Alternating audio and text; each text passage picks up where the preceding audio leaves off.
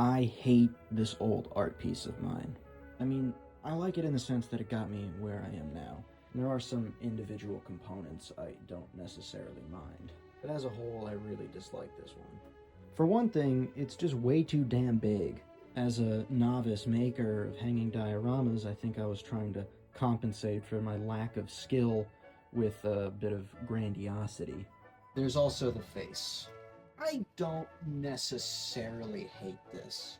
The idea of incorporating figurative painting into miniatures in a way other than miniature graffiti is something I could definitely see myself returning to, especially now that I have improved so much in both art forms. Problem is, I think, with this piece, it was coming from a place of insecurity. That this industrial setting wouldn't be interesting enough on its own. It needed something else, something more significant. And I mean, I was right. If that was my mindset going in, then it would self-fulfill. The piece ultimately reflects all of that insecurity. I think that that is evident in a few other details as well. A lot of the industrial utility devices, the switches and panels and vents and meters, none of them are particularly accurate to real life, which is not a problem. In fact, even now in my work, I like a little bit of ambiguity or unrealism to these kinds of things. And I felt similarly when I made this piece. I just didn't really know it or understand it, which resulted in me going overboard with a lot of these little details. A lot of this junk looks like it's going for a sci-fi thing. I mean, this switch looks like it's right out of the Death Star or something.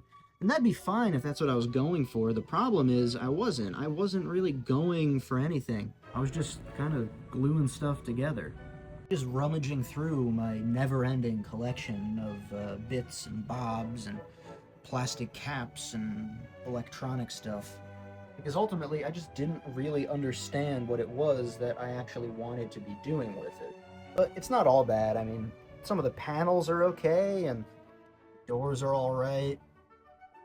And the slight irregularity of the air vents is actually a pretty good example of the more subtle lack of realism that I still like to incorporate.